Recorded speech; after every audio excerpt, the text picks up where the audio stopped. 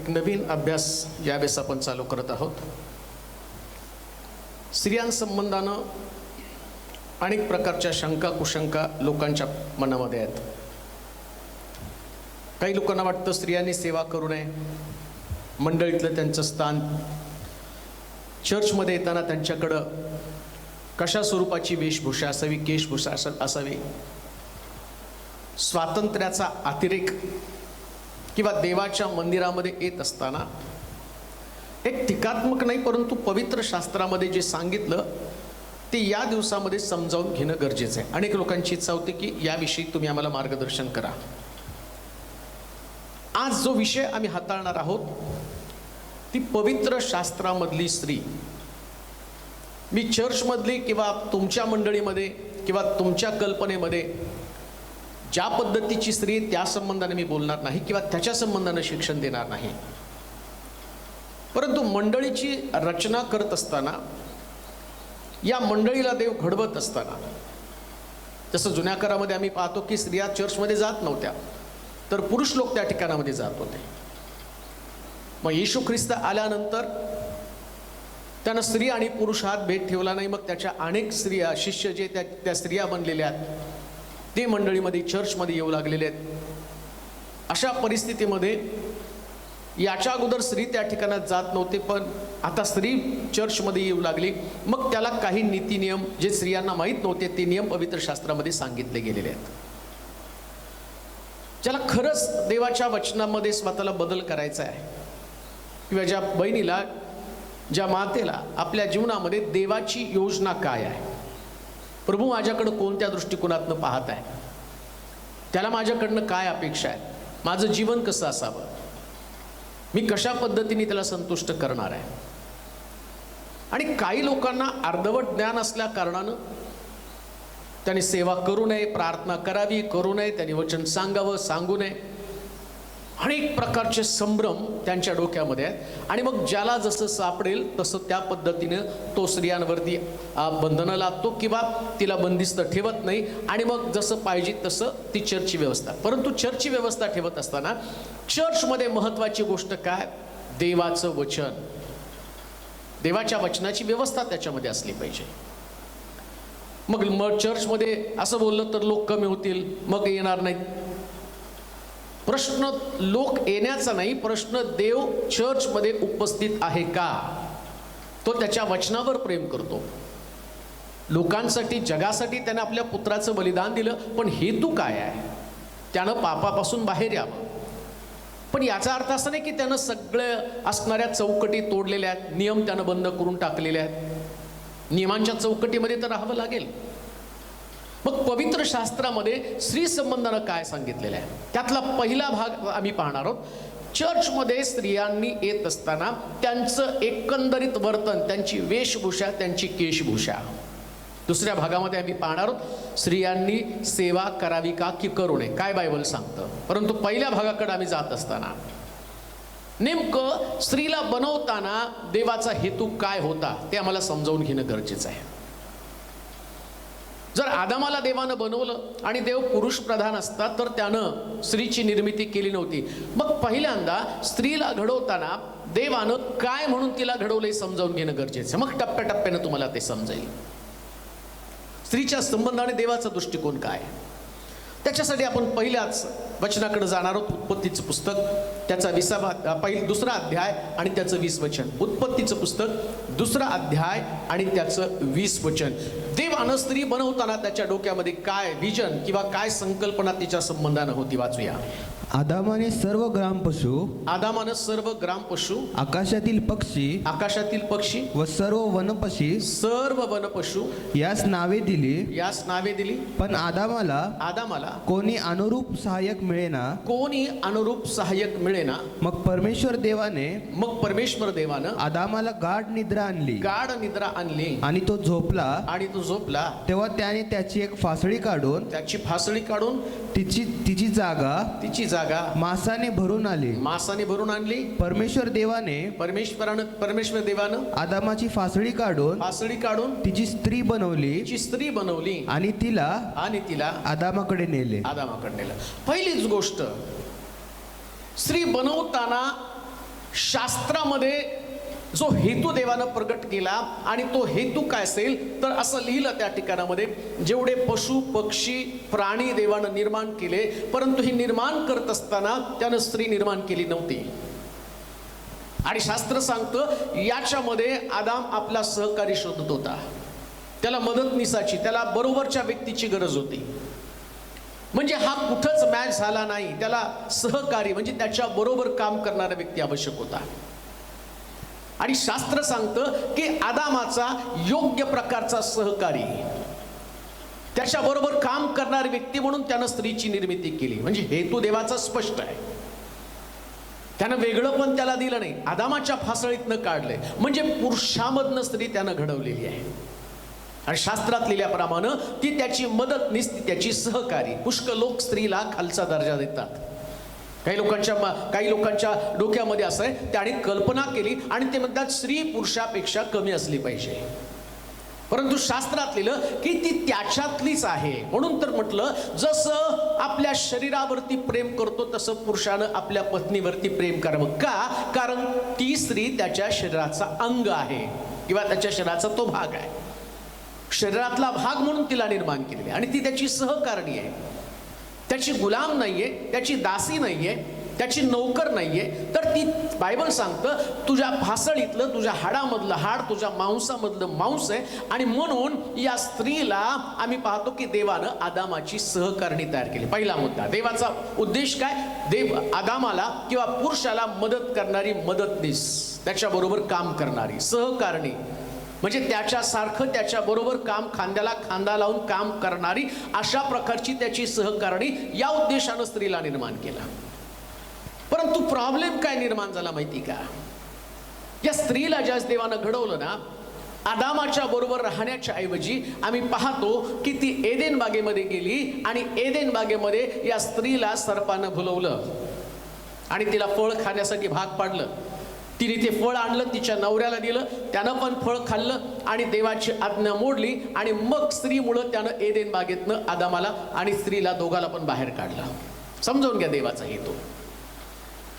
मग हे सगळं करताना या बागेतनं त्यांना बाहेर काढल्यावर देव आदामाला म्हटला, इथून पुढं तुला आता मशागत, जमिनीची मशागत करून त्याच्यापासून उत्पन्न मिळवावं लागेल आणि भूमी तुला काटे देईल. का? तर तो देवाची आज्ञा मोडलेली आहे. बरेच लोक म्हणतात की जुन्या करारामध्ये त्या स्त्रियांना त्या सायनागोगमध्ये किंवा मंदिरामध्ये त्यांना प्रवेश नव्हता. मग असं कसं घडलं? याचं कारणच तिथं आम्हाला स्पष्ट दिसतं की स्त्री लवकर भुलवली गेली आणि ती आम्ही पाहतो की त्या सैतानाकडे आकर्षली गेली. म्हणजे सैतानाला माहिती आहे की व्यवस्था कशी कोलमडावी, व्यवस्थेमध्ये कशा पद्धतीनं एक प्रकारचं वितुष्ट निर्माण करावं आणि मंडळीची व्यवस्था कशी कोलमडून टाकावं, हे सैतानाला पूर्ण ठाऊक आहे. पुरुषाला जर पतित करायचं तर स्त्रीला तो आपल्या हातामध्ये घेऊन आणि तिचा वापर करू शकतो. आणि म्हणून परमेश्वरानं काय केलं, मंदिरामध्ये येताना सुद्धा एक प्रकारचा प्रतिबंध, तिला तिथं मंदिरात नव्हतं असं शास्त्रात नाही दिलं, पण असं सांगितलं जातं की त्यांना त्या यहुदी लोकांमध्ये त्या स्त्रियांना चर्चमध्ये आणि प्रवेश नव्हता, मंदिरामध्ये प्रवेश नव्हता. त्याचं कारण जर आम्ही पाहिलं तर ही स्त्री, या स्त्रीचा ताबा सैतानानं घेतला आणि त्याला आदामाला देवाच्या समक्षतेपासून त्यांना दूर केला. आता नीट ऐका, जी वचनं आम्ही वाचणार आहोत, ती जी वचनं आम्ही ऐकणार आहोत, यातनं तुम्हाला देवाचा हेतू लक्षात येणं गरजेचं आहे. काही लोक म्हणतील की मग एवढी बंधनं स्त्रियांना कशासाठी आहे? म्हणून तर सुरुवात जी आहे ना ती फार महत्वाची आहे. कोणाला बोलवलं, कोण सैतानाकडे आकर्षित झाला आणि सैतानाचा हेतू, त्याचा उद्देश काय? देवाच्या समक्षतेपासून, देवाच्या सानिध्यापासून मनुष्य तोडला गेला पाहिजे. त्यानं परमेश्वराच्या उपस्थितीमध्ये राहू नये. एदेन बागेमध्ये जसं देव आणि मानवाला भेटायला येत होता, तसं चर्चमध्ये पण देव आता मनुष्याला भेटण्यासाठी येतो. दोघं किंवा तिघं माझ्या नावाने एकत्र जमतील तर मी त्यांच्यामध्ये हजर आहे. पण चर्चमध्ये देव मनुष्याला भेटण्यासाठी येतो. मग आम्ही पाहतो की पुष्कळ देवाचे सेवक, पुष्कळ वर्षिप लीडर, पुष्कळ उपासक, पुष्कळ देवावर प्रेम असणारे लोक यांचं या दिवसामध्ये आम्ही पतन झालेलं पाहतो. आणि याचं कारण जर काय असेल तर त्या ठिकाणामध्ये एक स्त्रीमध्ये, एका मुलीमध्ये ते अडकून पडतात आणि देवाच्या उपस्थितीपासून ते दूर जातात. पुष्कळ मुलींच्या बाबतीत पण मध्ये तसं घडत आहे. चांगल्या उपासक, चांगल्या वर्षीपरे देवाची सेवा करणार आहेत, पण बरोबर सैतान त्यांचा ताबा घेतो आणि त्यांना देवाच्या उपस्थितीपासून दूर घेऊन जातो. म्हणजे सैतानाचा हेतू काय? कोणी मनुष्य देवाच्या उपस्थितीमध्ये राहू नये आणि देवाचा जो आशीर्वाद आहे, त्याचं पाचारण आहे, त्याचं विशेष प्रकारचं कॉलिंग आहे, याच्याकडनं त्याचं दुर्लक्ष करावं. मग सैतान या एनकेन प्रकारे त्या स्त्रीला एक प्रकारे आणि त्या आपलं हत्यार म्हणून वापरण्याचा प्रयत्न करतो. मला सगळ्या स्त्रियांच्या बाबतीमध्ये तो आक्षेप नाही किंवा माझं ते मत नाही, पण सैतानाचं हेतू मी तुम्हाला समजावून सांगत आहे.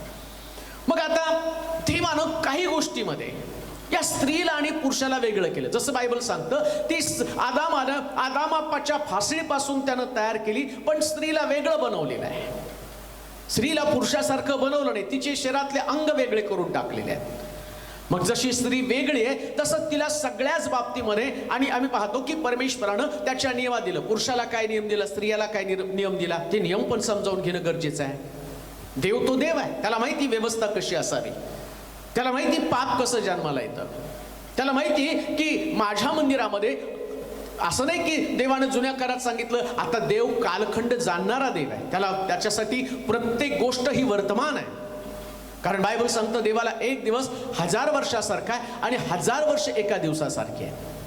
म्हणजे ज्यावेळेस 2000, 3000 वर्ष, 6000 वर्ष जातात, याचा अर्थ देवाला 5-6 दिवसासारखे ते 6000 वर्ष 6 दिवसासारखे आहेत. आमच्यासाठी 6000 वर्ष झाले. जगाची परिस्थिती 2000 वर्षानंतर, 3000 वर्षानंतर कशी असणार आहे, त्या ठिकाणामधले लोक, त्यांचा पेहराव, त्यांचं वर्तन आणि त्यांचं वावरणं कसं असणार आहे, हे देवाला सगळं ज्ञात आहे. मग त्यानं काय केलं, या जगातली परिस्थिती कंट्रोलमध्ये राहण्यासाठी, व्यवस्था राहण्यासाठी, कुटुंबामध्ये चांगलं निकोप वातावरण राहण्यासाठी, समाज व्यवस्था नीट राहण्यासाठी, समाजामध्ये, घरामध्ये, चर्चमध्ये शांती राहावी, पावित्र्य टिकून राहावं, शुद्धता त्याच्यामध्ये असावी, याच्यासाठी देवानं काही नियम दिले. त्यातला पहिला नियम, पहिला जो भाग आम्ही वाचणार आहोत त्याच्यामध्ये वेशभूषा, स्त्रीची वेशभूषा कशी असावी. मी नाही, माझ्या मनचं नाही सांगत, जे देवाच्या वचनात आहे ते तुम्हाला सांगत आहे. पटलं स्वीकारा, नाही पटलं दुर्लक्ष करा. आणि त्या स्वीकारल्यानंतर तुम्हाला आशीर्वाद आहे. अनुवादाच्या पुस्तकात सांगितल्याप्रमाणे जीवन, मरण, शाप, आशीर्वाद सगळं मी तुमच्या समोर ठेवलेलं आहे. तुम्हाला ज्याची निवड करायची त्याची निवड तुम्ही करा. परंतु लक्षात ठेवा, ज्यास आम्ही देवाची आज्ञा मोडतो ना, त्या आज्ञा मोडल्याचे परिणाम पण आम्हाला भोगावे लागतात. म्हणून देवाच्या नियमांच्या चौकटीत आम्ही राहावं. आणि देवाच्या नियमांची चौकट काय, वाचूया अनुवादाचं पुस्तक 22वा अध्याय आणि त्याचं 5वं वचन. अनुवादाचं पुस्तक 22वा अध्याय त्याचं 5वं वचन. स्त्रीनं पुरुषाचे कोणतेही वस्त्र घालू नये आणि पुरुषानं स्त्रीचे कोणतेही वस्त्र घालू नये, कारण तुझा देव परमेश्वर याला तसे करणाऱ्या प्रत्येकाचा वीट आहे. बऱ्याच लोकांना अजून पुरुषानं कोणती वस्त्र घालावी आणि स्त्रियांनी कोणती वस्त्र घालावी आम्हाला कळत नाही. परंतु बायबल सांगतं आज परमेश्वराला वीट आणणाऱ्या गोष्टी बऱ्याच मंडळांमध्ये सुरू आहेत. त्यांना माहित नाही देवाच्या मंदिरामध्ये आम्ही कसं जावं. बायबल काय सांगतं माहिती का, परमेश्वराच्या मंदिरात पाऊल टाकताना तू सावधानतेनं पाऊल टाक. तुझं मंदिरात पडणारं पाऊल, ज्या गोष्टीचा वीट परमेश्वराला आहे, आज त्याच गोष्टी अनेक मंडळांमध्ये आहे आणि मंडळांमधल्या लोकांना फक्त उपासना एवढंच माहिती आहे. पण वेशभूषे बद्दल काय, मग तुम्ही म्हणाले जुन्या काळामध्ये सांगितलेलं आहे. जुन्या काळातला देव बदलला का? मंदिराचं स्वरूप बदललं का? देवाचं पावित्र्य बदललं का? तुम्ही नाही, देव कालांतराने, तुम्ही बदलाल देवाला, देव नाही बदलणार. देव तसाच आहे. त्यानं नियम जो दिलेला आहे तो नियम तुम्हाला पाळावा लागणार आहे. शब्बात आहे, शब्बात तुम्ही पाळता, रविवारी चर्चला जाता. जुन्या काळात तो नियम होता, मग तुम्ही आता का चर्चला जाता? आता तुम्हाला चर्चला जावंसं वाटतं, तुम्ही शब्बाताचा नियम पाळता, दशांशाचा नियम पाळता, मग हे सगळं तुम्ही पाळता. पाळक आहेत त्यालाही तुम्ही रिस्पेक्ट देता. बऱ्याच गोष्टी तुम्ही मंदिराच्या पाळता. मग चर्चच्या बाबतीमध्ये, मंदिराच्या बाबतीमध्ये, चर्चमध्ये स्त्रियांनी कसं यावं, मुलींनी कसं यावं, याच्या बाबतीत देवानं नियम दिलेला आहे. समजा मुलगी जर पुरुषाचे कपडे घालून, जीन्स, टी शर्ट, जे पुरुषाचा पेहराव आहे, क्षमा करा मला, पण शास्त्रात तसं लिहिलेलं आहे. समजा उद्या पुरुष जर चुडीदारमध्ये आला तर चालेल का? पुरुष जर साडी घालून आला तर चालेल का? स्त्रीचा पोशाख चुडीदार आहे, स्त्रीचा पोशाख साडी आहे. मग तुम्ही म्हणाल नाही लेडीज जेंट्स आहे, लेडीज जीन्स आहे आणि लेडीज शर्ट आहे. अहो ते तुम्ही बनवलं ना, देवानं तर पेराव दिलेला आहे. मग पुरुषानं पण म्हणलं पाहिजे ही हा साडी पण आहे, ही जेंट्स साडी आहे, चालेल का? हा जेंट्स टॉप आहे, हा जेंट्स स्कर्ट आहे, हे जेंट्स असणारं आणि चुडीदार आहे. नाही, चुडीदार तुम्ही म्हणता तर मुलींचाच आहे, पॅन्ट शर्ट ही मुलांचीच आहे. तुम्ही बाहेर घालता त्याच्याबद्दल मला ऑब्जेक्शन नाही, परंतु देवाच्या मंदिरात ज्यावेळेस येताना तर बाहेर पण घालायचं का नाही हा ते तुमचं तुम्ही ठरवलं पाहिजे. पण शास्त्रात जे लिहिलं ते मी तुम्हाला सांगतो. त्याच्यामध्ये असं लिहिलंय, स्त्रियांनी कुठल्याही पद्धतीनं पुरुषांचा पेहराव घालू नये, या गोष्टीचा देवाला वीट आहे. आता देवाला ज्या गोष्टीचा वीट आहे त्यात तुम्हाला देवाला वीट आणण्याचं काम करायचंय नाही करायचंय. तुम्ही म्हणाल नाही परदेशात काय करतात, मला परदेशातलं नाही, मला माझ्या बायबलमध्ये पवित्र शास्त्रात काय सांगितलं ते मी तुम्हाला सांगत आहे. मग तुम्ही किती उदाहरणं द्याल? पाप करताना आम्ही सगळ्याची उदाहरणं देतो. शलमोनानं 1000 बायका केल्या म्हणून मी 10 बायका करतो. तुम्ही शलमोनाचं उदाहरण घेतलं, पण शलमोन त्या उपपत्न्यांनी त्याला मूर्तीपूजेच्या नादी लावलं. दाविदानं खिडकीतनं बघून दुसऱ्याची बायको आणली, मी पण आणू शकतो. दाविदाच्या घरामध्ये तलवार शिरली, दाविदाचं घर उद्ध्वस्त केलं. तुम्ही कुणाला कॉपी करता? कुठली संस्कृती आहे? मुळामध्ये शास्त्र सांगतं ना पुरुषानं स्त्रीचे कपडे घालावेत ना स्त्रीनं पुरुषाचे कपडे घालावेत. का? कारण देव पवित्र आहे आणि तो पावित्र्यानं युक्त होऊन त्याच्या लोकांची उपासना त्याला आवडते. मग तो म्हणतो माझे लोक माझी उपासना आत्म्यानं आणि खरेपणानं करतील. तुम्ही जीन्स घाला, टी शर्ट घाला, त्यानंतर स्लीवलेस घाला, उघड्या शरीरानं तुम्ही देवाच्या मंदिरात प्रवेश केल्यावर तिथं पावित्र्य कसं असणार आहे? तुम्ही चर्चला जाताना तुमच्या डोक्यात हा विचार नाही की चर्चमध्ये जाऊन मला देवाची उपासना करावी. तुमचा हेतू, तुमचा उद्देश काय? कोणीतरी माझ्याकडे अट्रॅक्ट व्हावं. आणि हा विचार तुमच्यामध्ये घातला कोणी? हा सैतानानं घातलेला आहे. माफ करा मला, मी तुमच्या मॉडर्नपणावरती कुठल्याही प्रकारचं आणि मी टीका करत नाही किंवा त्याच्याविषयी मी तुम्हाला बोलत नाही, पण देवाच्या मंदिरामध्ये देवाला काय आवडतं हे तुम्हाला जाणून घेणं गरजेचं आहे. परमेश्वराच्या मंदिरात जाताना साडी घाला, त्यानंतर मी पाहतो की चुडीदार घाला आणि त्याच्या पलीकडे जाऊन तुमचं अंग झाकलेलं असावं. उघड्या अंगानं परमेश्वराची स्तुती करता कामा नये, कारण तो देव आहे. अगदी त्यानं त्याच्या पायऱ्या बनवत असताना तो काय म्हटलं माहिती का? की तुझी नग्नता दिसू नये याच्यासाठी याजकाला काय म्हटलं? पायऱ्यांनी तुझी नग्नता आणि पाहू नये याच्यासाठी याजकाला सुद्धा सांगितलं की तू चोळणा घाल. कशासाठी? तर तुझी नग्नता पायऱ्यांनी पाहू नये. पायऱ्या नग्नता पाहतात. पायऱ्यांना सुद्धा देवानं सांगितलं की ती याजकानं नग्नता दाखवू नये. याजक लोक पायऱ्या चढून आतमध्ये जात होते. वेदीला पायऱ्या करत असताना त्या वेदीवरती चढताना आम्ही पाहतो की याजकाला तिथं नियम देवाना दिलेला आहे. मग स्त्रियांच्या बाबतीमध्ये तसं नाही का? आता एक वचन वाचा, मग तुम्हाला समजेल. गलती करायचं पुत्र 3रा अध्याय 28 वचन. गलती 3रा अध्याय 28 वचन वाचा. यहुदी व हेलनी, गुलाम व स्वतंत्र, गुलाम व स्वतंत्र, पुरुष व स्त्री हा भेदच नाही. कारण तुम्ही सर्वजण ख्रिस्त येशूच्या ठाई एकच आहात. म्हणजे जसं पुरुषाला नियम आहे तसं स्त्रियाला पण नियम आहे, आणि जसा स्त्रीला नियम आहे तसा पुरुषाला पण नियम आहे. पुरुषानं पण स्त्रीचे कपडे घालू नये आणि स्त्रीने पण पुरुषाचे कपडे घालू नये. दोघांनी एकमेकाचे कपडे घालू नये. का घालू नये?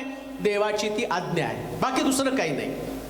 आम्ही म्हणतो नाही जाऊ द्या ना चर्चला, काही पण नाही. हो, हात जोडून तुम्हाला विनंती करतो, देवाच्या मंदिराचं पावित्र्य कधीही भंग करू नका. देव तो देव आहे. तुमच्या विचारानं देव चालत नाही. देवानं त्याचे विचार शास्त्रामध्ये तुम्हाला दिलेत आणि त्याच विचारानं तुम्हाला चालावं लागणार आहे. ते तुम्हाला पटत नसलं तरी चालेल. का तुम्ही देवाच्या आज्ञेचं भंग करत आहात? नका म्हणून ते देवाच्या वचनामध्ये जुन्या करारात दिलेले आहे. देवाचं वचन काल आज युगानुग एक सारखं आहे. गवत सुकतं, फूल कोमसतं, पण परमेश्वराचं वचन सर्व काळ टिकतं. ती देवाची आज्ञा आहे. त्याच्यामध्ये देवानं नाही फारकत केलं. येशू म्हटला का तुम्ही काही पण घातलं तर चालतंय? तिथं पुरुषानं स्त्रीचे कपडे घालू नये आणि स्त्रीने पुरुषाचे कपडे घालू नये. आता त्या काळामध्ये ज्यावेळेस सांगितलं त्यावेळेस त्यांच्याकडे झगे होते. ते लोक स्त्रिया, यहुदी लोक झगे वापरत होते. मग तरी सुद्धा त्यानं का नियम दिला? पुरुषानं स्त्री, आता पुरुष पण झगे वापरत होता, स्त्री पण झगे वापरत होती.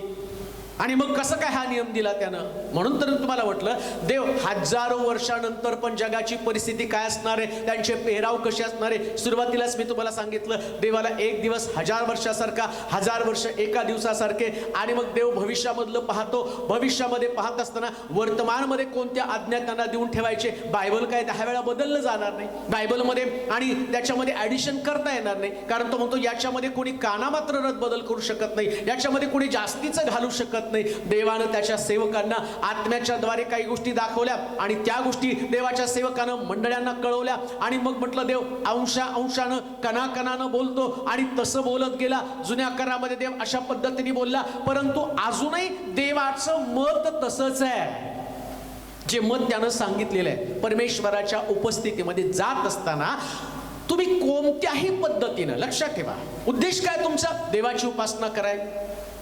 मग देवाच्या उपासनेला जाताना तुम्ही पिक्चरला थिएटरमध्ये गेल्यासारखं जाऊ शकता का? पिकनिकला गेल्यासारखं जाऊ शकता का? उपासना म्हणजे पावित्र्य आहे. पावित्र्याने युक्त होऊन त्याची उपासना करा. परमेश्वराच्या गिरीवरती कोण चढेल? ज्याचे हात शुद्ध, ज्याचं अंतःकरण शुद्ध. ज्यास विचार शुद्ध होतात ना, त्यास आपोआप शरीर पण शुद्ध बनलं जातं. विचारांमध्ये बंड केलं जातं, ते कृतीवरून दिसतं, ते शरीरामध्ये त्याचे आणि रिझल्ट्स किंवा त्याचे परिणाम तुम्हाला पाहायला मिळतात. आज अनेक मंडळांमध्ये ते म्हणतात नाही, मॉडर्न जग झालेलं आहे. काय जग मॉडर्न झालं?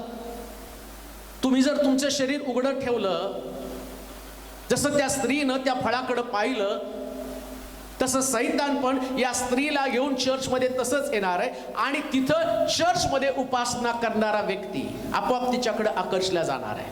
थोडं लाईव्ह चर्चमध्ये लोक उपासना करण्यासाठी येतात. दावीद माझ्या हृदयासारखा, असं पवित्र शास्त्र सांगतं. आणि दावीदानं खिडकी उघडी ठेवून त्या स्त्रीला पाहिलं. त्यास ती स्त्री नग्न असताना, आंघोळ करताना त्याने बघितली. आणि देवाच्या मर्जीतला मनुष्य, एवढ्या स्त्रिया त्याच्या घरामध्ये असताना सुद्धा त्याचं मन भुललं गेलं. का? कारण तिची नग्नता त्याने पाहिली.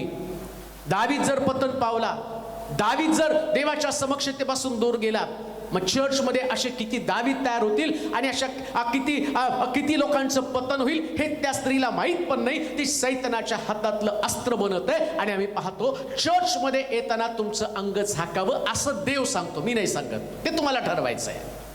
कसे कपडे घालावेत, सिवलेस घालावा का, टाईट कपडे घालावेत का, ज्याच्यानं आणि एखादा पुरुष आकर्षला जाईल. आता त्याच्या पतनाची जबाबदारी कोणावर आहे? तो जर पतन पावला, त्याच्या डोक्यामध्ये जर वाईट विचार आले, त्याला उपासनेमध्ये जर अडखण ठरलं, त्याचं जर लक्ष तिकडे गेलं, देवावर प्रेम करण्याच्या ऐवजी तो वासनेवरती प्रेम करू लागला, तो विचारांमध्ये तो गेला. अहो साधी गोष्ट आहे. मनुष्य जे पाहतो ना ते, आणि आपोआप त्याचे विचार तिथं चालू होतात. त्या पद्धतीने तो विचार करू लागतो. एखादं फळ जरी पाहिलं, एखादा पेरू पाहिला, तर ते पेरू खाल्ल्याची आठवण येते.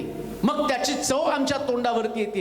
एखाद्या स्त्रीची, एखाद्या मुलीची नग्नता जर एखाद्या पुरुषाला दिसली, तर त्याची वासना जागी होणार नाही का? मंदिराचं पावित्र्य निघून जाणार नाही का? आणि एक व्यक्तीमध्ये जर ते अशा प्रकारची भावना झाली, तर आपोआप सगळीकडे त्या प्रकारच्या भावना येतील. पण मंदिरामध्ये जर येणारे लोक आणि देवाच्या आज्ञेप्रमाणे एकत्र येऊन सुंदर प्रकारचं जीवन जगण्यासाठी, उपासनेला मदत करण्यासाठी जर त्यांनी त्या पद्धतीने जगले, तर मला असं वाटतं की देवाचं पावित्र्य मंदिरामध्ये येईल, अभिषेक तिथं येईल आणि सामर्थ्य वाहू लागेल.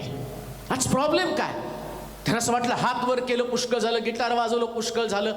अरे पण तुमच्या कपड्यांचं काय? बायबल सांगतं पुरुषानं स्त्रीचे कपडे घालू नये, स्त्रीने पुरुषांचे कपडे घालू नये. व्यवस्था तर देवाने दिली, तर तुम्हाला नियम दिला तर पाळावं लागणारच आहे. त्याला का हा प्रश्न तुम्हाला करता येणार नाही? तुम्ही कमवता, पण सरकार तुम्हाला सांगतं ना, तुम्हाला एवढं उत्पन्न झाल्यावर तुम्हाला टॅक्स द्यावा लागेल. तुम्ही कधी गव्हर्नमेंटला विचारलं आम्हाला कशाला टॅक्स द्यायचा? आमचा पैसा आहे, व्यवस्था आहे, त्या व्यवस्थेप्रमाणे तुम्हाला राहावं लागणार आहे. देवानं व्यवस्था दिली मंडळीमध्ये, त्या व्यवस्थेप्रमाणे चालावंच लागणार आहे. कान देऊ नाही का? प्रिय बहिणींनो, प्रिय भावांनो, आम्हाला वाटतं त्यावर देवाचं उपस्थिती नसते. बरेच आज पुरुषांना बघितलं तर ते पण कानामध्ये घालत आहेत, नाक पण टोचत आहेत, सगळं स्त्रियांसारखं ते करायला लागतात. याच्या अगोदर कधी नव्हतं, आता कसं काय आलं? शेवटचा काळ आहे.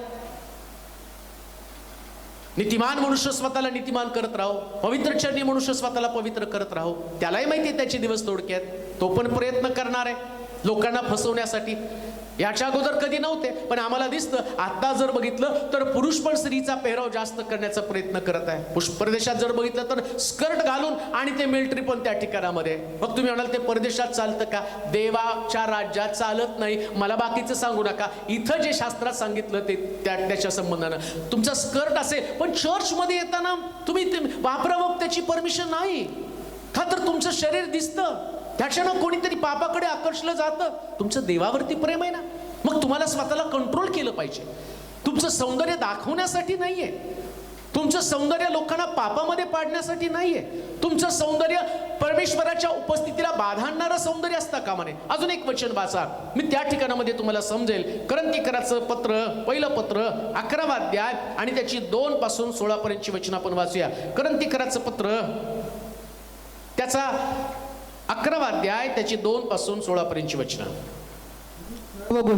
सर्व गोष्टीत माझी आठवण करिता. पहिले करंथीकराचं पत्र 11वा अध्याय 2 पासून. तुम्ही सर्व गोष्टीत माझी आठवण करिता आणि मी तुम्हाला सांगून ठेवलेले विधी जशास तसे दृढ करून पाळता याबद्दल मी तुमची वाहवा करतो. प्रत्येक पुरुषाचे मस्तक ख्रिस्त आहे. स्त्रीचे मस्तक पुरुष आहे आणि ख्रिस्ताचे मस्तक देव आहे. हे तुम्हाला समजावे अशी माझी इच्छा आहे. जो पुरुष आपले मस्तक आच्छादून प्रार्थना करतो किंवा संदेश देतो तो आपल्या मस्तकाचा अपमान करतो. तसेच जी स्त्री उघड्या मस्तकानं प्रार्थना करीते किंवा संदेश देते ती आपल्या मस्तकाचा अपमान करीते. कारण ती मुंडन केलेल्या स्त्रीसारखी होते. स्त्री जर आपले मस्तक आच्छादित नाही तर तिने आपले केस कातरून घ्यावे. परंतु जर केस कातरून घेणं किंवा मुंडन करणं स्त्रीला लाजिरवाणी गोष्ट आहे तर तिने आपले मस्तक आच्छादावे. पुरुष देवाची प्रतिमा व वैभव असल्यामुळे त्याला मस्तक आच्छादन करणं योग्य नाही. स्त्री तर पुरुषाचे गौरव आहे. कारण पुरुष स्त्रीपासून झाला नाही तर स्त्री पुरुषापासून झाली. कारण पुरुष स्त्रीसाठी निर्माण झाला नाही तर स्त्री पुरुषापासून निर्माण झाली. या कारणामुळे देवदूतांकरिता स्त्रीने आपल्यावर असलेल्या अधिकाराचे चिन्ह मस्तकावर धारण करावे हे योग्य आहे. तरी प्रभूमध्ये पुरुष स्त्रीपासून वेगळी नाही आणि स्त्री पुरुषापासून वेगळी नाही. कारण जशी स्त्री पुरुषापासून तसा पुरुष स्त्रीद्वारे आहे आणि सर्व काही देवापासून आहे. तुम्हीच आपसात ठरवा. मस्तकावर आच्छादन घेतल्या वाचून देवाची प्रार्थना स्त्रीला शोभते काय? लांब केस राखणं ही पुरुषाला लाजिरवाणी गोष्ट आहे. असे निसर्ग देखील तुम्हाला सांगत नाही का? स्त्रीने लांब केस राखणे हे तर तिला भूषणावं आहे. कारण केस तिला आच्छादनाकरिता दिले आहेत. तरी जर कोणी वितंडवादी दिसला तर आपल्यात अशी रीत नाही आणि देवाच्या मंडळातही नाही. देवाच्या मंडळीतली रीत, एवढी वचनं मी तुम्हाला वाचून दाखवली. पण त्याचं एंड जर तुम्ही बघितला तर म्हणतो देवाच्या मंडळीतली ती रीत. कोणती रीत देवाच्या मंडळीमध्ये आहे? स्त्रीनं आपलं मस्तक आच्छादून प्रार्थना करणं ही देवाच्या मंडळीतली रीत आहे. मग काही लोक म्हणतात केस झाकण्यासाठीच दिलेले आहेत, मस्तक आच्छादन करण्यासाठी दिलेत नाही. तो मस्तक झाकून प्रार्थना करा. मग तिथं टकलं करणं वगैरे असलं काही बोललं नसतं, परंतु त्या ठिकाणामध्ये आम्ही पाहतो की देवाच्या वचनामध्ये काय सांगितलं, स्त्रीसाठी लांब केस जे आहेत, एवढंच पावलाला लिहायची गरज लागली नसती. कोणतं? मस्तक झाकून प्रार्थना करावी का, प्रीचिंग करावी का? आज काय झालंय माहिती का मंडळांमध्ये, सगळीच व्यवस्था कोलमडून टाकलेली आहे. मुलांकडे बघितलं तर गिटार वाजवताना त्यांचे केस लांब सडक, ड्रम वाजवताना केस लांब सडक, आणि स्त्रियांकडे बघितलं तर त्यांचे केस बारीक झालेले आहेत. प्रिचरचे केस त्या स्त्रीचे बारीक आहे आणि पुरुषांची केस लांब. म्हणजे शास्त्रात काय सांगितलं, सगळी व्यवस्था बिघडून टाकली. कशासाठी? देवाची उपस्थिती त्यांच्यामध्ये असू नये. चर्च आहे, वाद्य आहे, आराधना आहे, प्रेज वर्शिप आहे, कोणीतरी वचन पण सांगतं, लोक टाळ्या पण वाजवतात, त्यानंतर मी पाहतो ते एन्जॉय पण करतात, पण त्यांच्यामध्ये देवाच्या वचनाला अनेक प्रकारे ब्रेक केलं जात आहे, देवाच्या वचनाची व्यवस्था कोलमडली जात आहे. म्हणून तू चर्च मध्ये कशा पद्धतीचं वर्तन असावं, मंडळीची रीत काय आहे. आणि पौल काय म्हणतो, जे विधी मी तुम्हाला सांगितले, जे नियम तुम्हाला मी सांगितले, ते तुम्ही तंतोतंत पाळत आहात, त्याच्यामध्ये तुम्ही भेळमिसळ करत नाही. आता कान देऊ नाही का? बऱ्याच तरुण मुलींना चर्च मध्ये जाताना केस मोकळे सोडून जाण्याला आवडतं, बायबल मध्ये तशी पद्धत नाहीये. ठीक आहे, बाग नाही किंवा तुमचं कुठलं फंक्शन नाही, पुन्हा मी तुम्हाला सांगतो, तिथं पवित्र देव उपस्थित आहे. तुमची केस बांधूनच तुम्हाला तिथे जावं लागेल. ते फ्रीडम तुम्हाला चर्च मध्ये नाही, उपासनेच्या ठिकाणामध्ये नाही. उपासनेच्या ठिकाणामध्ये सगळ्यात मोठं एखादा व्यक्ती त्या ठिकाणामध्ये हजर आहे आणि देव तिथं हजर आहे. आणि देव तिथं असताना असं लिहिलंय, देवदूतांना काय लिहिलंय, देवदूतांना चिन्ह दिसावं म्हणून. तुम्हीच आपसात ठरवा. नाही, देवदूतांचं, देवदूत त्याला मस्तक चिन्ह, मस्तकावर चिन्ह धारण करावं, देवदूत पाहतील असं लिहिलंय तिथं. या कारणामुळे देवदूतांकरिता स्त्रीने आपल्यावर असलेल्या अधिकाराचं चिन्ह मस्तकावर धारण करावे. ते मस्तकावर चिन्ह धारण करायचं. कोणतं अधिकाराचं चिन्ह? जे देवानं अधिकार दिला, तुम्हाला मस्तक झाकणं हा तुमचा अधिकार आहे. तो पुरुषाला अधिकार नाही. पुरुषानं मस्तक मोकळं करायचंय.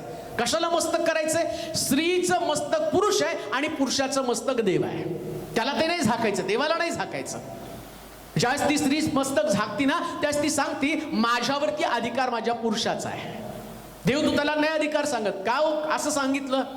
आम्ही पाहतो की देवदूत उत्पत्तीच्या पुस्तकामध्ये लिहिलं, देवदूत मानव कन्येपाशी आले, देवपुत्र मानव पण कन्येपाशी गेले आणि त्यांच्यापासून महारथी जन्माला आले.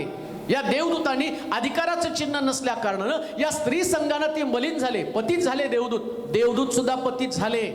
मग मनुष्य पतित होणार नाही का? त्याच्यासाठी चर्च मध्ये पावित्र्य असणं गरजेचं आहे. उघड्या मस्तकानं प्रार्थना करणं, उघड्या मस्तकानं संदेश देणं, या प्रकारे बायबलची रीत नाही. ती तुमची स्टाईल असेल, ती तुमच्या डोक्यातली कल्पना असेल, परंतु पवित्र शास्त्र याला मान्यता देत नाही. माझ्या प्रिय बहिणी, माझ्या प्रिय भावा, लक्षात ठेव, ज्यावेळेस तू केस वाढवतो आणि तुला त्याचं भूषण वाटत असेल, तू म्हणत असेल शमशोनाच्या बटा त्या आहेत. शमशोनाच्या बटा तशा नव्हत्या. बटा म्हणजे केसाला केस चिटकून आणि त्या बटा तयार होतात. ह्या उघडे केस नसतात, लांब केस नसतात. लांब केस हे पुरुषाचं भूषण नाही, ते स्त्रीचं भूषण आहे आणि देवानं दिलेली ती व्यवस्था आहे. आता पौल तर नव्या करारामधला असणारा प्रेषित आहे, पण पौलानं सुद्धा काही गोष्टी त्यांना सांगितल्या आणि ते सांगत असताना तो म्हणतो, पुरुषानं मस्तक उघडं करू नये. म्हणजे काय टकलं करू नये का? बरेच लोक म्हणतात नाही, स्त्रीला आणि केसाचं आच्छादन दिलं आणि तेच आच्छादन तिच्यासाठी, तिला वेगळं तिच्या डोक्यावर काय पदर घेण्याची गरज नाही, ओढणी घेण्याची गरज नाही. ओढणी घेण्याची गरजच आहे. तुमचं मस्तक तुम्हाला झाकावंच लागेल. जर स्त्रीचं आणि मस्तक झाकणं केस जर असते तर पौलानं एवढं लिहित बसला नसता. लक्षात ठेवा, तुम्ही स्वतःला किती ऍडव्हान्स करायला लागला तरी देवाच्या मंदिरामध्ये जे आहे तसंच तुम्हाला वागावं लागणार आहे. देवाचं पावित्र्य, देवाची शुद्धता आणि त्या शुद्धतेमधली उपासना ही तुमच्यामध्ये अत्यावश्यक आहे. आणि त्या उपासनेला छेद जाईल असं कोणतंच काम करू नका. तुम्ही म्हणाल नाही, अमके अमके प्रीचर आहे, हे आहे, ते आहे. मी प्रीचर विषयी सांगत नाही, मी देवाच्या वचनाविषयी सांगतो आणि त्यांचा न्याय देव करेल. बरं ठीक आहे, त्या प्रीचरनं, एखाद्या प्रीचरनं केस कापले आणि ते उघड्या मस्तकानं प्रार्थना करत असेल, त्यांच्याकडे तर अभिषेक आहे, तुमच्याकडे काय अभिषेक आहे? तुम्ही किती लाख लोकांचं परिवर्तन करता, तुमच्या सभेला किती गर्दी जमते, त्याला कॉपी करताय ना?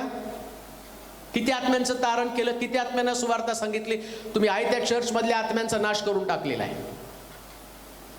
मग ही गोष्ट तुम्हाला बोलण्या, तुम्ही कोणाला सुद्धा तुमच्या समोर आणि ठेवून त्याच्या पद्धतीने वर्तन करू शकत नाही. तुम्हाला देवाच्या वचनाचा आरसाच दाखवावा लागणार आहे, त्याच्यातच तुम्हाला पाहावं लागणार आहे.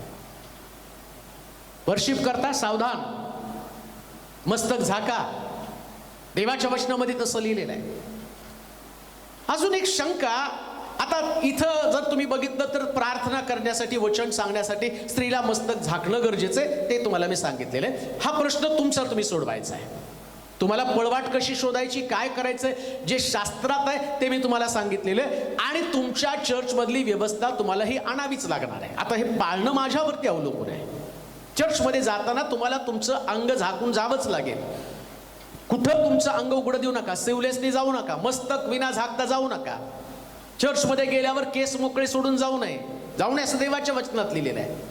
झाकायला पाहिजे, तुमची केस झाकले गेले पाहिजेत असं लिहिलंय तिथं. मग कसे मोकळे सोडू शकता?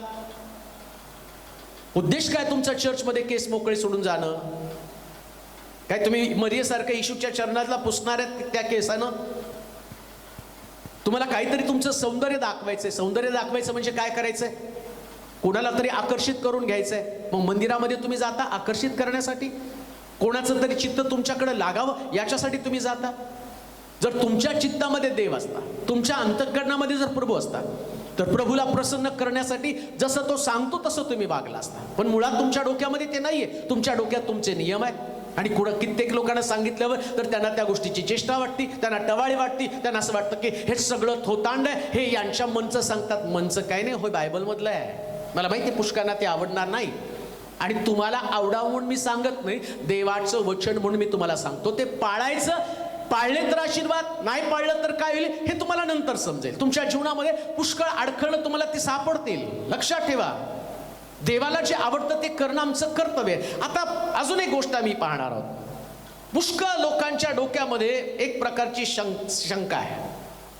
काही लोक म्हणतात स्त्रियांनी दागिने घालायलाच नको आहेत. आता एक वचन वाचू म्हणजे तुम्हाला समजेल. तिमोथेचं पहिलं पत्र 2रा अध्याय, तिमोथेचं पहिलं पत्र 2रा अध्याय 8 पासून 13 पर्यंतची वचनं. तिमोथेचं 2रं पत्र 2रा अध्याय 8 पासून तिमोथेचं पहिलं पत्र 2रा अध्याय. प्रत्येक ठिकाणी पुरुषानं राग व विवाद सोडून पवित्र हात वर करून प्रार्थना करावी अशी माझी इच्छा आहे. तसेच स्त्रियांनी स्वतः साजेल अशा वेशानं आपणास भिडस्तपणाने व मर्यादेने शोभवावे. केस गुंफणे, केस गुंफणे म्हणजे हेअरस्टाईल आणि सोनं मोते व मौल्यवान वस्त्र यांनी नव्हे तर देवभक्ती स्वीकारलेल्या स्त्रिया शोभते तसे सत्कृत्यांनी आपणास शोभवावे. आता बऱ्याच लोकांना असं वाटतं याचा अर्थ स्त्रियांनी चर्च मध्ये गेल्यावर दागिने घालू नये.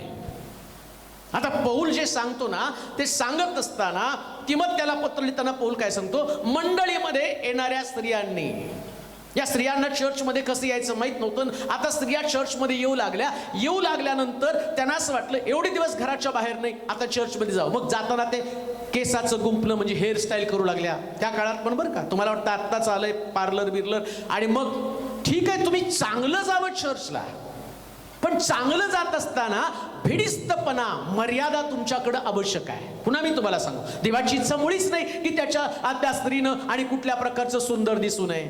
देवानं मुळात स्त्रीला सुंदरच बनवलेलं आहे, परंतु तिनं जेणेकरून तिचं जास्तीत जास्त लक्ष काय होतं माहिती का? तुम्ही चर्चमध्ये हेअरस्टाईल करून गेला, हे तुमच्या सारं लक्ष उपासनेमध्ये हेअरस्टाईल खराब झाली का? माझ्या भारी कपडे घातल्यावर सारं लक्ष कपड्याकडे इस्त्री गेली का? कुठं खराब झालं का? इथं हे झालं का? उपासनेत कुठं लक्ष असणार आहे हो? सारं लक्ष तर तुमच्या कपड्याकडं, तुमच्या स्टाईलकडं. माझी स्टाईल कोण बघतं का? आणि तिथं पण जमलेले लोकांचं लक्ष काय? आज यांनी हेअरस्टाईल कुठली केली, कपडे कुठले घातले, दागिने कुठले घातले, यांनी नवीन दागिने घालून आलेले आहेत, यांचंच आलेले आहे. उपासनेचा गाभा तर विसरूनच गेले लोक. देवाकडे लक्ष नाही, मग कुणाकडे लक्ष आहे? दागिन्यांकडे लक्ष आहे. येशू ख्रिस्त आम्ही पाहतो की ज्यावेळेस त्या यरुशलेमेत त्यानं प्रवेश केलं, शल्मोनानं बांधलेलं मंदिर आणि त्या मंदिराकडे शिष्यांचं लक्ष गेलं. ते म्हटलं किती सुंदर मंदिर हे बांधलेलं आहे. तर म्हटलं याची चिऱ्यावर चिरा राहणार नाही. का असं म्हटलं माहिती का? शल्मोन मंदिर बांधताना त्यानं चुन्याच्या ऐवजी तिथं सोनं वापरलं आणि जिथं आणि रिकाम्या विटांच्या जागी जिथं जिथं जिथं खाचा होत्या त्या खाच्यामध्ये, त्या कोंदणामध्ये आम्ही पाहतो त्याने माणकं पाचू बसवले. म्हणजे एवढं सुशोभित मंदिर केलं आणि परिणाम काय झाला? तर म्हटलं याची चिऱ्यावर चिरा सुद्धा राहणार नाही. का? कारण लोकांचं लक्ष देवाच्या मंदिरात असण्यापेक्षा त्या असणाऱ्या वस्तूकडे अधिक लागलं होतं. आज मंदिरामध्ये देखील तसंच आहे. लोकांचं लक्ष उपासनेकडे लागण्याच्या ऐवजी त्यांच्या कपड्याकडं, त्यांच्या दागिन्यांकडं, त्यांच्या अलंकाराकडं आणि तिथं लागलं गेलं. म्हणून पौल काय म्हणतो? त्याच्यामध्ये तुमचं आणि ते नाही तुमच्यासाठी महत्वाचं. मग कोणतं? तुमची सत्कर्म. पुन्हा मी तुम्हाला सांगतो, याचा अर्थ देवाला मुळीच सांगायचं नाही की तुम्ही दागिने घालू नये. तुमचे दागिने तुमच्यासाठी महत्वाचे आहेत. मी शास्त्रातनं पटवून देईल. पौलाला जे बोलायचं ते वेगळं बोलायचं होतं. चर्चमध्ये भिडिस्तपणाचं वर्तन असलं पाहिजे. आपल्याला काय शोभतं, स्त्री म्हणून मला काय आणि शोभतं? टाईट कपडे घालून येणं, आपल्या अंगाचं प्रदर्शन करणं हे मला शोभत नाही.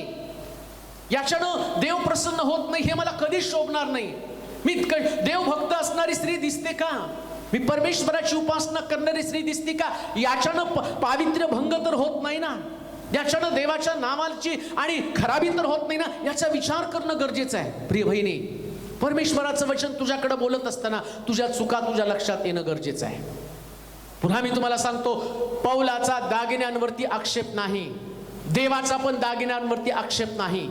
पण चर्चमध्ये येताना ज्या पद्धतीनं उपासनेला महत्व असलं पाहिजे, उपासनेचा केंद्रबिंदू देव आहे आणि त्याच्याकडे लक्ष लागण्यासाठी तो काय म्हणतो? येताना तुझं आणि तुझा पेहराव जो आहे ना, आणि तो एका सभ्य स्त्री सारखा. मग सभ्य स्त्रीच्या बाबतीमध्ये जे चांगलं दिसतं, ज्याच्यानं तुम्ही चांगलं दिसता, असे पेहराव तुम्हाला करणं गरजेचं आहे. मग स्त्रीनं दागिने घालू नये का?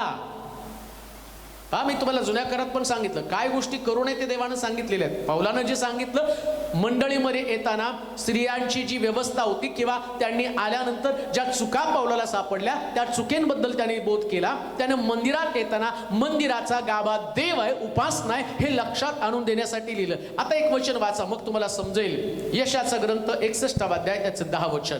स्त्रीने दागिने घालावे की न घालावेत याच्या संबंधानं यशाचं पुस्तक 61 अध्याय 10 वचन काय सांगतं, वाचूया. यशाचं पुस्तक 61 अध्याय 10 वचन.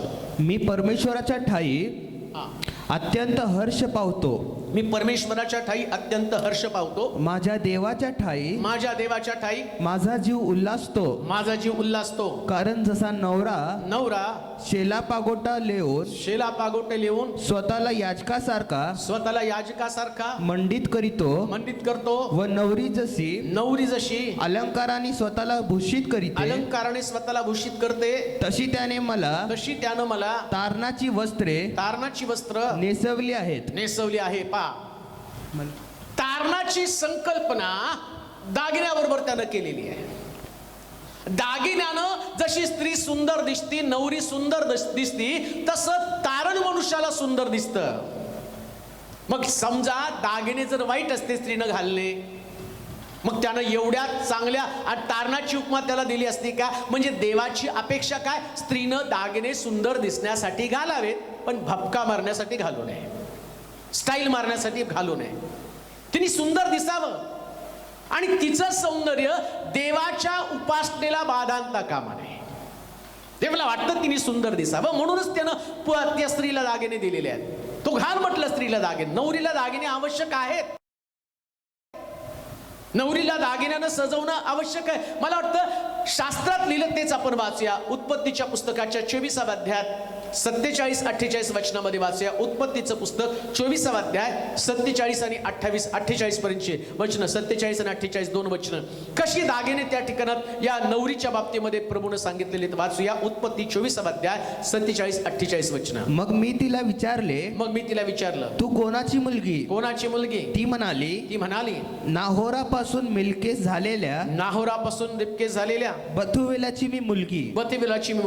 तेव्हा मी तिच्या नाकात नथ व हातात बांगड्या घातल्या. मी नमून परमेश्वराचे स्तवन केले आणि माझ्या धन्याच्या भावाची मुलगी त्याच्या मुलासाठी न्यावी म्हणून माझा धनी अब्राम याचा देव परमेश्वर याने मला नीट वाट दाखवली म्हणून मी त्याचे स्तवन केले.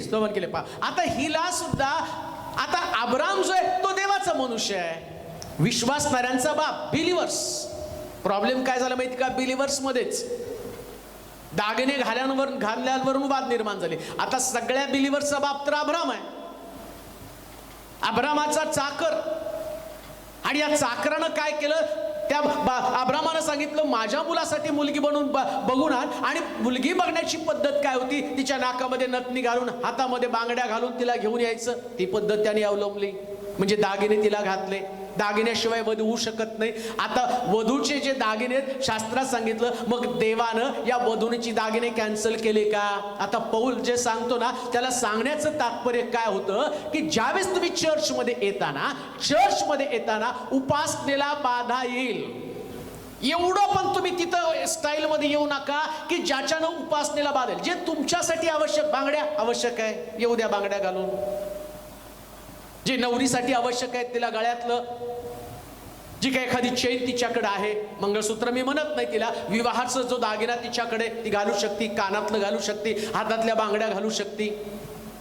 मग या सगळ्या गोष्टी पवित्र शास्त्रात सांगितल्या. मग आता देव काय बदलला का तिथं? म्हणजे दागिन्याने स्त्री सुंदर दिसती आणि देवाला वाटतं तिने सुंदर दिसावं, पण ते सुंदर दिसत असताना तिच्या धार्मिकतेला शोभेल, उपासनेला शोभेल अशा प्रकारचं तिच्याकडं केशभूषा असावी, अशा प्रकारची तिची वेशभूषा असावी, तिचे कपडे कसे असावे, तिचे दागिने कसे असावे, या सगळ्याच्या बाबतीमध्ये पवित्र शास्त्र आम्हाला उत्तम मार्गदर्शन करतं. म्हणून बायबल काय सांगतात? आता पुन्हा त्या वचनाकडे जाऊ. तिमोथेचं पहिलं पत्र 2रा अध्याय 8 पासून काही वचन आपण वाचूया. तिमोथेचं पहिलं पत्र 2रा अध्याय 8 ते 13 वचन. तिमोथेचं पहिलं पत्र 2रा अध्याय 8 पासून काही वचन. काय म्हटलंय तिथं वाचूया. प्रत्येक ठिकाणी पुरुषांनी राग व विवाद सोडून पवित्र हात वर करून प्रार्थना करावी अशी माझी इच्छा आहे. तसेच स्त्रियांनी स्वतः साजेल अशा वेशाने आपणास भिडस्तपणाने जो स्त्रीला पेहराव शोभतो तो स्त्रीनं करावा.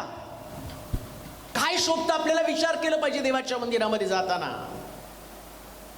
खरंच याच्यानं मला स्वतःला आणि चांगलं वाटतं का उपासना करण्यासाठी, आणि माझ्यामुळं कोणाला उपासनेसाठी अडचण येतं का, ते पण गोष्ट लक्षात घेणं गरजेचं आहे. तरुण मुलींनो, नुसतं चर्चला जायचं म्हणून जाऊ नका. पावित्र्यानं युक्त होऊन त्याची उपासना करा. आणि पावित्र्य हे तुमच्या कपड्यामध्ये सुद्धा आहे. पावित्र्यामध्ये तुमची स्टाईल मिक्स होऊन तुमचं पावित्र्य भंग होत नाही का याचा विचार करणं गरजेचं आहे. सगळ्या शरीरावरती कुठंतरी गोंधून टाकायचं, काहीतरी करायचं. आज जर तुम्ही बघितलं तर बरेच लोक ते टॅटू पण काढत आहे. बायबलमध्ये गोंधणाऱ्या व्यक्ती संबंधानं जर तुम्ही त्याच्यात प्रेत पण करायचं नाही म्हणलं, कधी आलं तर दाखवेल मी तुम्हाला त्या वचनामध्ये. गोंधन पण पाहिजे नाही, पण सैतानानं सगळं भ्रष्ट करून टाकलेलं आहे. सगळं आले ते परदेशात नाही म्हणतो ते बायबल पाळत नाहीत. सदोम गोमोरामध्ये अशाच पद्धतीचं देवाच्या वचनाच्या विरोधामध्ये बंड करणारे लोक होते आणि त्याचा परिणाम सदोम गोमोराने भोगला. तो म्हणतो आमची अवस्था तशी होऊ नये, आम्ही इतकं दैहिक बनू नये की आम्हाला देवाच्या उपस्थितीबद्दल एक प्रकारचा तिटकारा निर्माण व्हावा आणि परमेश्वराला आमच्याबद्दल.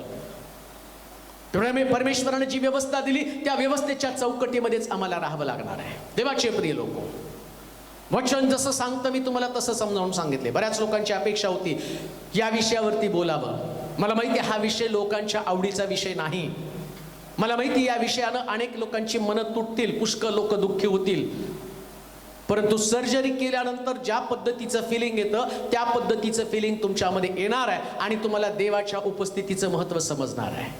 आमचा देव पवित्र आहे, आमचा देव शुद्ध आहे. शुद्धतेनं मंडित होऊन त्याची उपासना करणं गरजेचं आहे. दागिन्यांवरती देवाचा आक्षेप नाही. कान देऊ नये का? पुन्हा तुम्हाला सांगतो. काही लोक म्हणतात नाही मी पेंटिकॉस्टला आहे, मी दागिने घालत नाही, परंतु इथं दिलाय स्त्रीला दागिने घालण्याची परमिशन दिली. अब्राहम विश्वासणाऱ्यांचा बाप आहे, त्यानं त्याच्या सुने संबंधानं दागिने दिलेले आहेत. यशाच्या पुस्तकामध्ये दागिन्याची तुलना आम्ही पाहतो की तारणाच्या संबंधानं केली. इतकं सुंदर ते तारण आहे. अजून एक गोष्ट मी तुम्हाला सांगतो. प्रगटीकरणाच्या पुस्तकामध्ये म्हटलं येशू ख्रिस्त 7 आणि समयांमध्ये सोन्याच्या समयामध्ये फिरत आहे. त्याच्या उरपट्टा सोन्याचा उरपट्टा आहे. स्वतः येशू ख्रिस्त सुद्धा त्याच्या आणि उरपट्ट सोन्याचं बनवल्या 7 सोन्याच्या समयामध्ये. अजून सांगितलं स्वर्गामध्ये तो आम्हाला सोन्याच्या रस्त्यावरून चालवणार आहे. म्हणजे स्वर्गामध्ये सोनं आहे, तुम्हाला पृथ्वी तलावर सोनं घालण्यामध्ये अडचण काय? काही लोक म्हणतात नाही त्या रस्त्याने जायचं, तर अहो तुम्हाला आता सोनं सूट होत नाही, तिथं काय सूट होणार आहे? तिथं तुम्हाला सोन्याच्या रस्त्यातनं जावं लागणार आहे. घाला नका घालू एवढं काय त्याला महत्वाचं नाही, परंतु दागिने न घालणं आणि ते दागिने घालणं देवाच्या वचनाच्या विरोधात आहे असं बायबल आम्हाला सांगत नाही. स्त्रीनं दागिने घालावेत, तिला जसे शोभतील तसे तिने दागिने घालावेत, ज्याच्यानं देवाचं पावित्र्य टिकेल, देवाची व्यवस्था टिकेल आणि कुठल्या प्रकारच्या व्यवस्थेला बट्टा लागणार नाही आणि तिचं जे सौंदर्य बाधित होणार नाही आणि देवाची पण उपस्थिती राहील अशा प्रकारचे अलंकार घालण्याची परवानगी तिला दिलेली आहे. म्हणून आपले डोळे कान उघडे ठेवा, फाजील धार्मिक होऊ नका. बरेच लोक म्हणतात नाही ते प्रतिकात्मक आहे. उधळ्या पुत्र माघारी आला तर त्याच्या बापानं पण त्याला अंगठी घातली. म्हणजे दागिने पवित्र शास्त्रामध्ये लिहिलेले आहेत, त्याच्यावर जास्त जोर देत बसू नका. सगळ्यात महत्वाची गोष्ट तुमचं पावित्र्य, तुमची शुद्धता, तुमचं अंतःकरण नीट होणं, पश्चाताप होणं गरजेचं आहे. दागिने काढले, तुमचं हृदय नीट नाही, राग आहे, द्वेष आहे, मत्सर आहे, भांडण आहे, वादविवाद आहे, त्याच्यानं तुम्हाला स्वर्ग राज्य मिळणार नाही. आणि दागिने तुमच्याकडे आहेत. मी परत तुम्हाला सांगतो, अति दागिने नाही मी तुम्हाला सांगत. केसाचं गुंफणं, विविध प्रकारचे अलंकार, जसं पौलाला सांगावं लागलं, जे मंडळीमध्ये त्यानं पाहिलं, ज्याच्यामुळं मंडळी डिस्टर्ब झाली, ज्याच्यामुळं मंडळीमध्ये आणि प्रार्थना उपासना करण्याच्या ऐवजी लोक विचलित झाले, ती व्यवस्था पौलानं काढून टाकली. त्याने सांगितलं याच्यामध्ये अडकून पडू नका, तर परमेश्वराच्या उपस्थितीने भरून जा. देवाचे प्रिय लोक, वचन आहे तसं मी तुम्हाला सांगितलं. जीवन बदलणं न बदलणं तुमच्या हातामध्ये आहे. प्रिय बहिणी, कदाचित आजचं वचन ऐकून तुझ्यामध्ये परिवर्तन झालं तर चर्चला जाताना तू सगळं पूर्णपणे बदलून देवाच्या मंदिरात जा.